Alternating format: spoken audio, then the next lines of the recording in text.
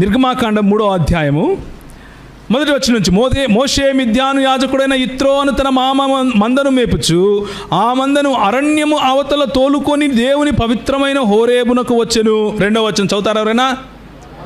ఒక పొదనడిమిని అగ్నిజ్వాలలలో యెహోవా దూత అతనికి ప్రత్యక్షమైన. ఎవరు ప్రత్యక్షమయ్యారు? గట్టిగా చెప్పండి. యెహోవా దూత ప్రత్యక్షమాయను. అతడు చూచినప్పుడు అగ్ని వలన ఆ పొద మండుచుండెను గాని పొద కాలిపోలేదు. అప్పుడు మోషే ఆ పొద ఎలా కాలిపోలేదో నేను ఆ తట్టుకు వెళ్ళి చూసేదని, గొప్ప వింత చూసేదను అనుకున్నాడు. దాన్ని చూడటానికి అతడు ఆ తట్టుకు రాగానే ఆ తట్టుకు వస్తున్నాడని ఎవరు చూశారు? యెహోవా చూచిన. ప్రత్యక్షమైంది ఎవరు? ప్రత్యక్షమైంది ఎవరండి? యెహోవా దూత.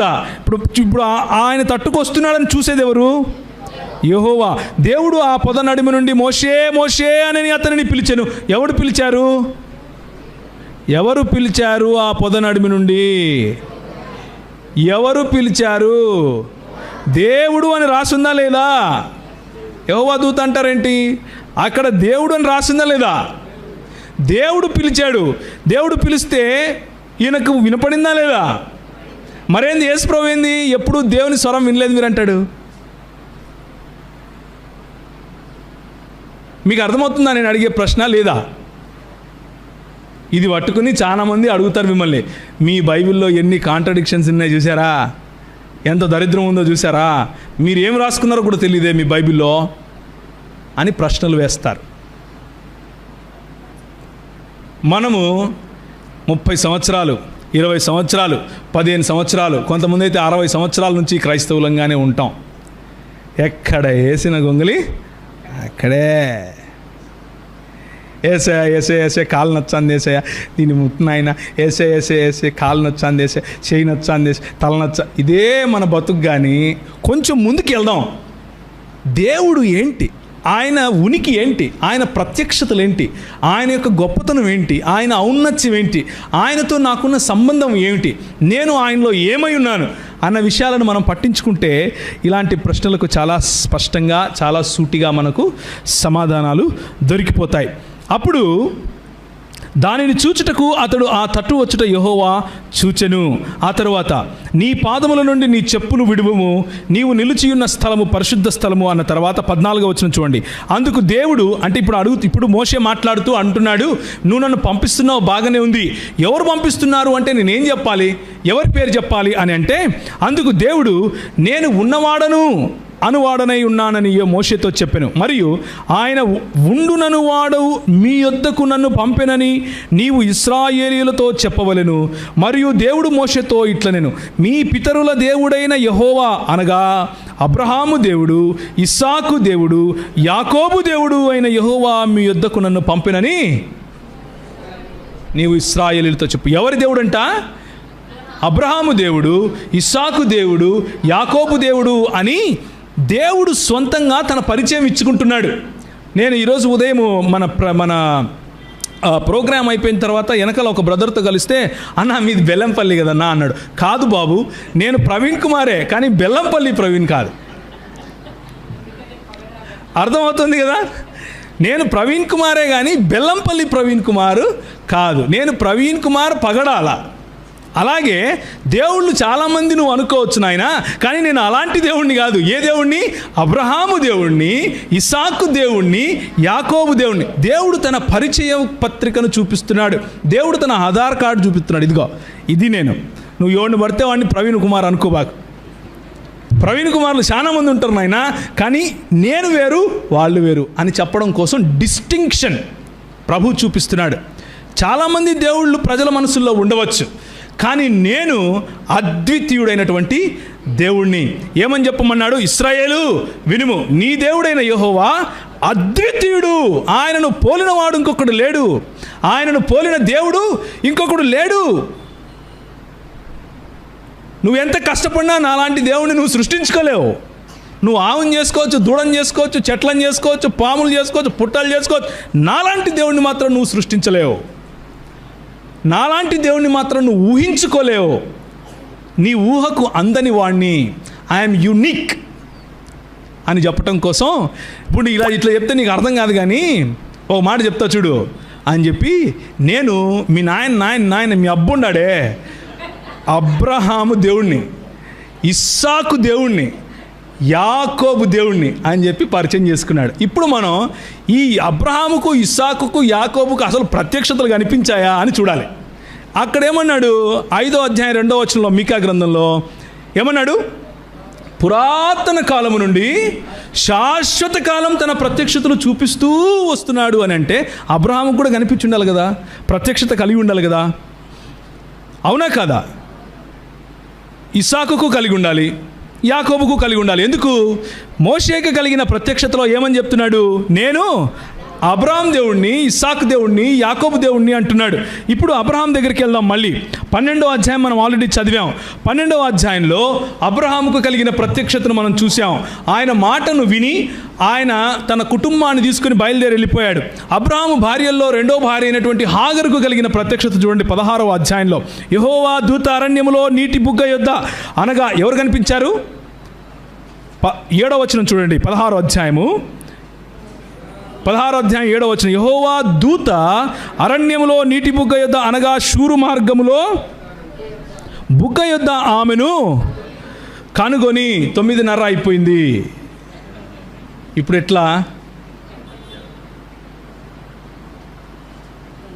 వెనకాల చేతులు చూపిస్తున్నాడు ఆయన, ముందుకు పోవాలని వద్దా? సరే, ఈ ప్రత్యక్షతలు మాత్రం చెప్పేసి వదిలేద్దాం ఈరోజుకి. రేపు బైబిల్ స్టడీలో మీరు వస్తే ఇంకా ఎక్కువగా చదువుకునే ప్రయత్నం చేద్దాం. సో హాగరుకు కలిగిన ప్రత్యక్షత ఏమిటి అంటే, యెహోవా దూత అరణ్య మార్గములో నీటి బుగ్గ యొద్ద అనగా షూరు మార్గములో బుగ్గ యొద్ద ఆమెను కనుగొని, శారాయి దాసివైన హాగరు ఎక్కడి నుండి వచ్చితివి, ఎక్కడికి వెళ్ళుచున్నావు అడిగినందున అది నా యజమానురైన అంటూ ఆమె మొత్తం స్టోరీ చెప్పింది. అప్పుడు యెహోవా దూత నీ యజమానురాలు యొద్దకు తిరిగి వెళ్ళి ఆమె చేతి క్రింద అణిగి మణిగి ఉండుము అని దానితో చెప్పెను. ఇప్పుడు ఆఖరి వచనం చదవండి అదే చాప్టర్లో. హాగరు దానిపైన చదవమ్మా ఒక్క నిమిషం.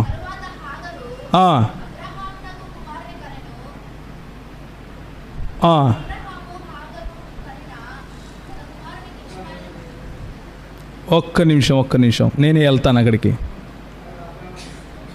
చూచుచున్న దేవుడవు నీవే అని తనతో మాట్లాడిన యెహోవాకు ఆమె పేరు పెట్టింది అన్నది కావాలి మనకు. ఆ నీటి బుగ్గకు ఓకే 13వ వచనం, అది చూచుచున్న దేవుడవు నీవే అను పేరు తనతో మాట్లాడిన యెహోవాకు. ఇప్పుడు నాకు చెప్పండి, మాట్లాడింది ఎవరు? ఎక్కడ మాట్లాడాడమ్మా యెహోవా? ఎవరు కనిపించారు అక్కడ? 1వ వచనం మనం ఏం చదివాము? యెహోవా దూత ఆమెకు అరణ్యములో నీటి బుగ్గ యొద్ద కనిపించి, యెహోవా దూత మాట్లాడింది. యెహోవా దూత ఆమెను ఆశీర్వదించి, యెహోవా దూత నేను నీ పిల్లలను ఆశీర్వదిస్తానని చెప్పి పంపిస్తే, ఇక్కడ ఆ యెహోవా దూతను ఏ విధంగా అర్థం చేసుకుంది ఈమె? యెహోవాగా అర్థం చేసుకుంది. ఏం చేసుకుంది? అది చూచుచున్న దేవుడవు నీవే అను పేరు తనతో మాట్లాడిన యెహోవాకు పెట్టెను. ఎవరు మాట్లాడారని అర్థం చేసుకుంది? యెహోవా. కానీ యెహోవా మాట్లాడటానికి వీల్లేదు కదా. మన ప్రభు ఏమని చెప్పాడు? మీరు ఆయన ఎప్పుడు చూడను లేదు, ఆయన స్వరము వినలేదు అంటుంటే, ఇక్కడేమో ఇవేమంటుంది? నాతో మాట్లాడాడు, ఆయనకు నేను పేరు కూడా పెట్టుకున్నాను అంటుంది. పెట్టుకుందా లేదా?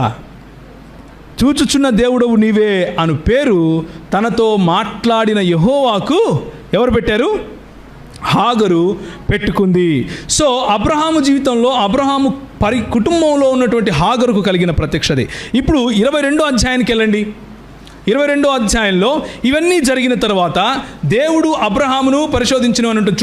అక్కడి నుంచి చదవండి, మొదలుపెట్టండి. ఆ సంగతులు జరిగిన తర్వాత దేవుడు అబ్రహామును పరిశోధించెను. అబ్రహామా అని పిలువగా ఎవరు పిలిచారు? పిలిచాడా లేదా? పిలిస్తే ఈయనకి వినబడిందా లేదా? వినబడితే రెస్పాన్స్ ఇచ్చాడా లేదా? చిత్తం ప్రభు అని.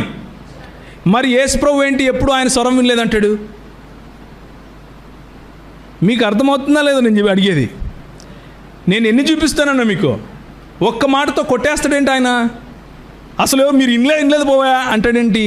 ఇంతమంది వింటుంటే హాగర్ వినింది, మోషే విన్నాడు, అబ్రహాం విన్నాడు, ఇదిగో అబ్రహాం మళ్ళీ వింటున్నాడు, మళ్ళీ తన కుమారునితో సహా వింటున్నాడు, ఇస్సాకుతో సహా.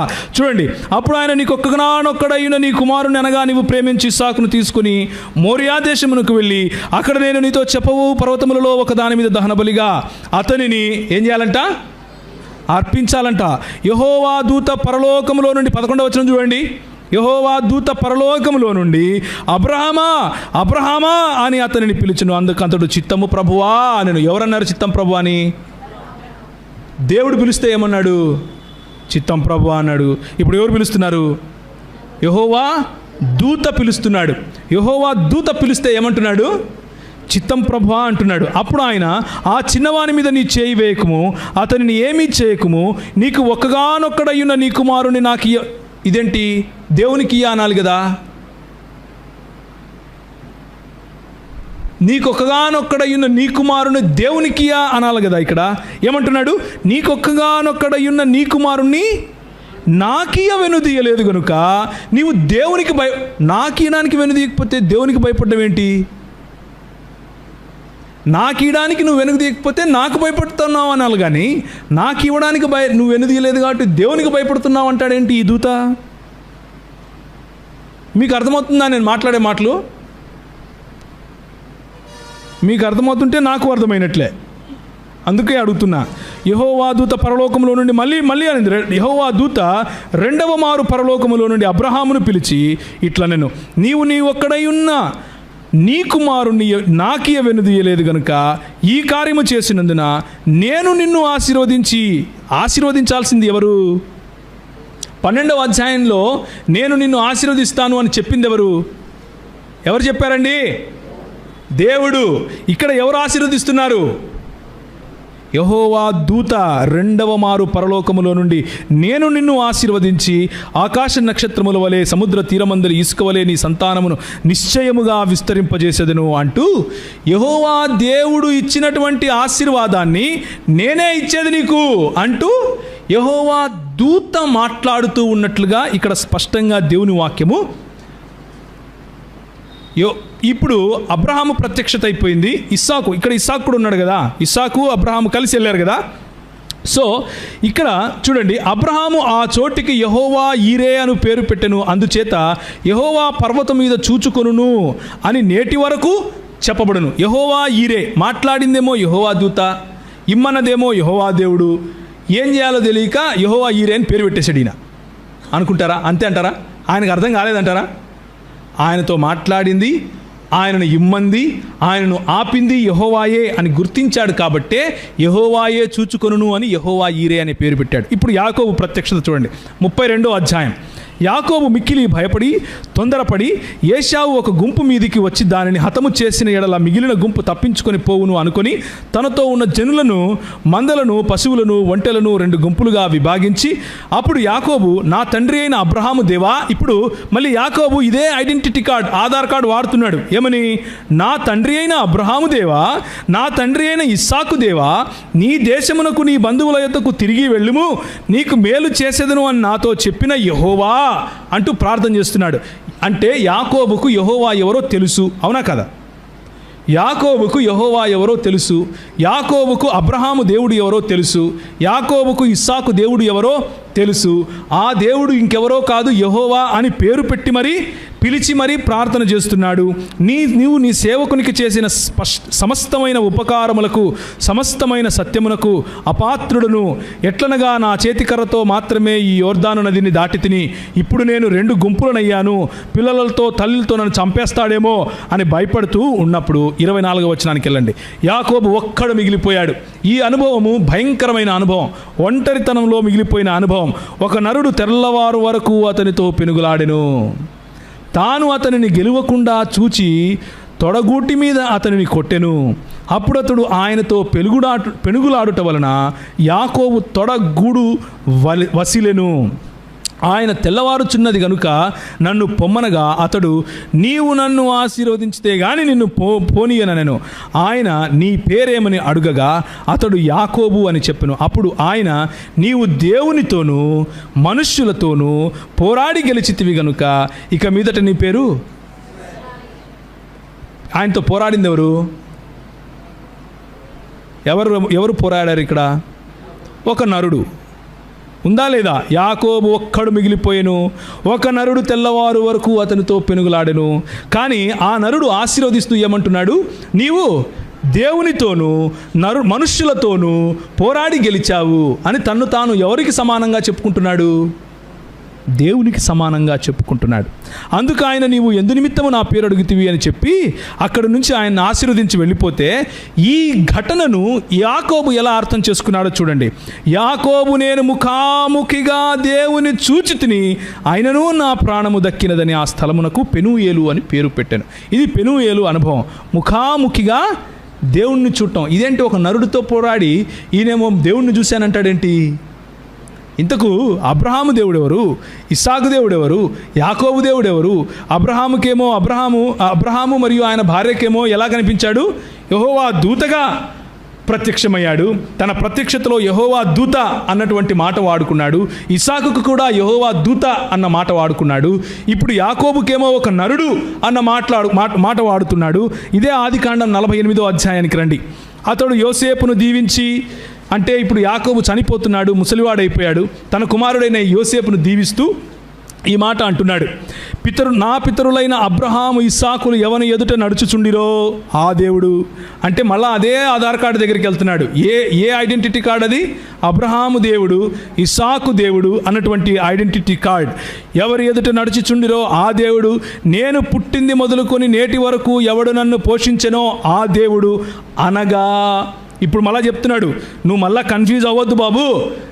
ఏ దేవుడు అంటే ఈయన మా నాయన ఇస్సాకు దేవుడు, మా అబ్బ అబ్రహాము దేవుడు అంటే, మళ్ళా మా నాయన మా అబ్బ దేవుడు అంటే ఎవరంటే అని మళ్ళా దానికి వివరణ ఇస్తున్నాడు. అనగా సమస్తమైన కీడులలో నుండి నన్ను తప్పించిన దూతనా? మీ బైబిల్లో కూడా అట్లా ఉందా? ఇదేంటిది? సమస్తమైన కీడులలో నుండి నన్ను తప్పించిన దూత ఈ పిల్లలను ఆశీర్వదించునుగాక. హల్లెలూయా, దేవునికి స్తోత్రం కలుగునుగాక. యేసు ప్రభువారు, మీరు ఏ కాలమందైనను ఎన్నడైనను ఆయన స్వరము వినలేదు, ఆయనను చూడలేదు అన్నది తండ్రి గురించి. తండ్రిని మీరు చూడలేదు, తండ్రి స్వరము మీరు వినలేదు. కానీ ఆ ప్రత్యక్షత చూపిస్తూ వచ్చింది ఎవరో తెలుసా? ఆనాడు యెషయా, నేను సింహాసనాసీనుడై ఉండగా నన్ను చూసి, ప్రభువును నేను చూశాను, యెహోవాను నేను చూశాను, నేను అపవిత్రమైన పెదవులు కలవాణ్ణి అని అన్నాడు. నన్ను చూసి అన్నాడు. దేవునికి స్తోత్రం, హల్లెలూయా. ఆ రోజు నీవు నీ కుటుంబాన్ని, నీ దేశాన్ని విడిచిపెట్టి వెళ్ళు అని చెప్పింది ఎవరు? నేను. ఆ రోజు ఇస్సాకును నువ్వు బలివద్దు, నేను నిన్ను ఆశీర్వదిస్తాను అని చెప్పింది ఎవరు? నేను. ఆ రోజు నీ తండ్రి అయినటువంటి యాకోబు నుండి ఇశ్రాయేలుగా పేరు పెట్టి పిలిచింది ఎవరు? నేను. అనగా సమస్త కీడులలో నుండి నన్ను రక్షించిన దూత ఈ పిల్లలను ఆశీర్వదించునుగాక అని దేవుని వాక్యము యేసు ప్రభువును క్రీస్తుగా, ఆ క్రీస్తు పురాతన కాలము నుండి శాశ్వత కాలము ఉన్నవాడుగా, పురాతన కాలము నుండి శాశ్వత కాలము తన ప్రత్యక్షతలు చూపిస్తూ వస్తున్నటువంటి వాడిగా దేవుని వాక్యం మనకు తెలియజేస్తూ ఉంది. యెషయా గ్రంథం 48వ అధ్యాయం చదువుకొని ముగించుకుందాం. యాకోబు, నేను పిలిచిన ఇశ్రాయేలు. ఎవరు యాకోబును పిలిచారంట? దేవుడు, యెహోవా దేవుడు. నేను పిలిచిన ఇశ్రాయేలు, నాకు చెవియొగ్గి వినుము. 12వ వచనం నుంచి చదువుతున్నాను. నేనే ఆయనను, నేను మొదటివాడను కడపటివాడను, నా హస్తము భూమికి పునాది వేసెను. ఎవరి హస్తం భూమికి పునాది వేసింది? దేవుని హస్తమే కదా. వేరే ఎవరైనా భూమికి పునాది వేయగలుగుతారా? క్రైస్తవ దృక్పథంలో ఎవరూ వేయలేరు, యెహోవా దేవుడు మాత్రమే. నా కుడి చెయ్యి ఆకాశ వైశాల్యములను వ్యాపింపజేసెను, నేను వాటిని పిలువగా ఒకటి తప్పకుండా అవన్నీ నిలుచును అంటూ చెబుతూ వచ్చి 15వ వచనం, నేనే ఆజ్ఞ ఇచ్చువాడను, నేనే అతనిని పిలిచి తిని, నేనే అతనిని రప్పించి తిని, అతని మార్గము తేజరిల్లును. నా యొద్దకు రండి, ఈ మాటలు ఆలకించండి. ఆది నుండి నేను రహస్యముగా మాట్లాడిన వాడను కాదు. అది అంటే ఆ ఆది అన్నది, ఆ సమయము అన్నది, పుట్టిన కాలము మొదలుకొని నేను అక్కడ ఉన్నవాడను. ఇప్పుడు ప్రభువగు యెహోవాయు ఆయన ఆత్మయు నన్ను మాట్లాడేది ఎవరు మాట్లాడుతున్నారు? నేనే ఈ భూమికి పునాది వేశాను అని ఎవరు మాట్లాడుతున్నారు?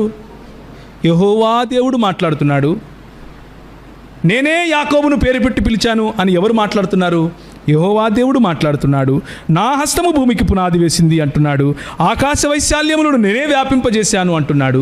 ఈ యెహోవా దేవుడినంట ఏందంట, ఇప్పుడు ప్రభువగు యెహోవాయు ఆయన ఆత్మయు నన్ను పంపెను అని ఈ యెహోవా దేవుడే మాట్లాడుతున్నాడు. మళ్ళీ ఈ యెహోవా దేవుడు ఏమని చెప్తున్నాడు అంటే, ప్రభువగు యెహోవాయు ఆయన ఆత్మయు నన్ను పంపెను అని చెప్తున్నాడు. ఈ యెహోవా ఇంకెవరో కాదు, మన ప్రభు అయినటువంటి యేసుక్రీస్తు. దేవునికి స్తోత్రం కలుగును గాక. యెహోవా అన్న మాట తండ్రికి ఎంతగా వాడబడిందో కుమారునికి కూడా అంతేగా ఆపాదించబడింది. తండ్రికి ఎంతగా ఆపాదించబడిందో పరిశుద్ధాత్మనికి కూడా అంతేగా ఆపాదించబడింది. దీనినే థియోఫెనీ నుండి క్రిస్టోఫెనీగా మనము మాట్లాడుకుంటున్నాం ఇప్పుడు. అంటే దేవుని యొక్క ప్రత్యక్షతల నుండి క్రీస్తు యొక్క ప్రత్యక్షతల వైపుకు మనం వస్తున్నాం. నూతన నిబంధన గ్రంథానికి వస్తే మత్తయి సువార్త, మార్కు సువార్త, లూకా సువార్త, యోహాను సువార్తలలో ఆదియందు వాక్యముండెను, వాక్యము దేవుని యొద్ద ఉండెను, వాక్యము దేవుడై ఉండెను. 12వ వచనం, ఆ వాక్యము కృపాసత్య సంపూర్ణుడిగా, ఆ వాక్యము శరీరధారి అయి కృపాసత్య సంపూర్ణుడిగా మన మధ్య నివసించిన. ఇది మన క్రీస్తు. ఎందుకు ఆయన మాత్రమే రక్షకుడు అంటే, ఆయన మాత్రమే అబ్రహాము, ఇస్సాకు, యాకోబుల దేవుడు కాబట్టి. ఆయన మాత్రమే అబ్రహాము, ఇస్సాకు, యాకోబుల దేవుడు కాబట్టి తండ్రిని ఘనపరచినట్లుగా ప్రతి ఒక్కరూ అంటే అందరూ కుమారుని ఘనపరచవలనని తీర్పు తీర్చుటకు సర్వాధికారము కుమారునికి అప్పగించి ఉన్నాడు. తండ్రిని ఎలా ఘనపరచాలి అని యేసుప్రభువుని అడిగితే ఆయన అంటాడు, with all of your heart, with all of your mind, with all of your soul and with all of your strength అంటాడు. అవునా కదా? నీ సర్వస్వంతో ఆయనను ఆరాధించాలి, ప్రేమించాలి, సేవించాలి, ఘనపరచాలి. అలాగే నన్ను కూడా ఘనపరచాలి అని యేసు ప్రభువే స్వయంగా చెప్తున్నాడు. 5వ అధ్యాయం 23వ వచనం, రోమీయులకు రాసిన పత్రిక 9వ అధ్యాయం 5వ వచనం, పితరులు వీరివారు శరీరమును బట్టి క్రీస్తు వీరిలో పుట్టాడు. ఎప్పుడు? బెత్లెహేము, ఎఫ్రాతా, యూదా గోత్రములలో నీవు అల్పమైన దాని అనుకుంటున్నావేమో, ఇశ్రాయేలును ఏలబోవాడు నీలో నుండే వస్తాడు అన్న మాట రోమీయులకు రాసిన పత్రిక 9వ అధ్యాయం 5వ వచనంలో నెరవేరుతూ, శరీరమును బట్టి క్రీస్తు వీరిలో పుట్టెను, ఈయన సర్వాధికారి అయిన దేవుడై ఉండి నిరంతరము స్తోత్రార్హుడై ఉన్నాడు. దేవునికి స్తోత్రం కలుగునుగాక. మన యేసు ప్రభువుకు స్తోత్రం కలుగునుగాక. ఈయన నిరంతరము స్తోత్రార్హుడై ఉన్నాడు అని చెప్తూ ఉంటే నువ్వు తొడలు కొడతాను, మీసాలు తిప్పుతాను, ఈయన చిన్న దేవుడు అంటావేంది? ఈయన చిన్న దేవుడు, పక్కింటి దేవుడు కాదు, ఈయనే నిజమైన దేవుడు. తీతుకు రాసిన పత్రిక 2వ అధ్యాయం 11 నుంచి 13 వరకు, ఏలయనగా సమస్త మనుషులకు రక్షణకరమైన దేవుని కృప ప్రత్యేకమై మనము భక్తిహీనతను, ఇహలోక సంబంధమైన దురాశలను విసర్జించి శుభప్రదమైన నిరీక్షణ నిమిత్తము, అనగా ఏంటా శుభప్రదమైన నిరీక్షణ అంటే, మహాదేవుడును మన రక్షకుడును అయిన యేసుక్రీస్తు మహిమ అంట.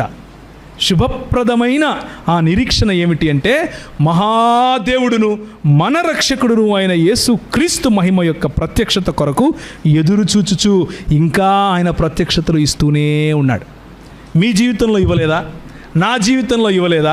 ఒక్క మాటతో నా జీవితం మార్చాడు. నీవు లోకమునకు వెలుగై ఉన్నావు అని ఒక్క మాట పలికాడు, నా జీవితం ఉల్టా పుల్టా అయిపోయింది. ఈరోజు యేసు ప్రభు దాసుడిగా నేను బతుకుతున్నాను. నిన్ను అలా మార్చలేదా? నీ జీవితంలో అలా ప్రత్యక్షత రాలేదా?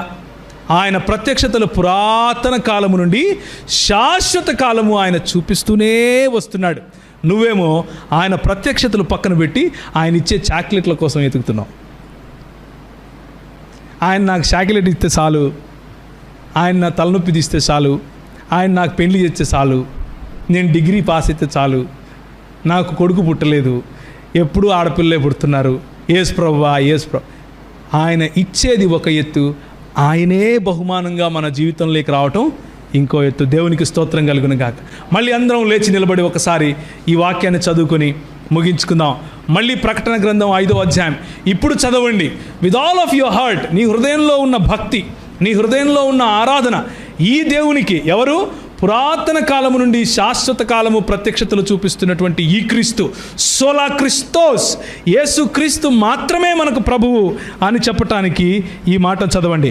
1, 2, 5వ అధ్యాయం 7వ వచనం నుంచి 1, 2, 3. ఆయన వచ్చి సింహాసనమునందు ఆసీనుడయుండు వాని కుడి చేతిలో నుండి ఆ గ్రంథమును తీసుకొనెను. ఆయన దానిని తీసుకున్నప్పుడు ఆ 4 జీవులను, వీణలను, ధూప ద్రవ్యములతో నిండిన సువర్ణ పాత్రలను పట్టుకొని ఉన్న ఆ 24 పెద్దలను ఆ గొర్రె పిల్ల ఎదుట సాగిలపడిరి. ఈ పాత్రలు పరిశుద్ధుల ప్రార్థనలు. ఆ పెద్దలు, నీవు యోగ్యుడవు, నీవు వధింపబడిన వాడవై నీ రక్తమిచ్చి ప్రతి వంశములోను, ఆయా భాషలు మాట్లాడి వారిలోను, ప్రతి ప్రజలలోను, ప్రతి జనములోను దేవుని కొరకు మనుషులను కొని మా దేవునికి వారిని ఒక రాజ్యముగాను యాజకులుగాను చేసితివి గనుక వారు భూలోకమునందు ఏలుదురని క్రొత్త పాట పాడుదురు. మరియు నేను చూడగా సింహాసనమును, జీవులను, పెద్దలను ఆవరించి ఉన్న అనేక దూతల స్వరములు విలువడెను. వారి లెక్క కోట్ల కొలదిగా ఉండెను. వధింపబడిన గొర్రెపిల్ల శక్తియు, ఐశ్వర్యమును, జ్ఞానమును, బలమును, ఘనతయు, మహిమయు, స్తోత్రమును పొందనర్హుడని గొప్ప స్వరముతో చెప్పిరి. హల్లెలూయా, దేవునికి స్తోత్రం. ఎవరికి మహిమ, ఘనత, ప్రభావము చెల్లును అంటున్నారు?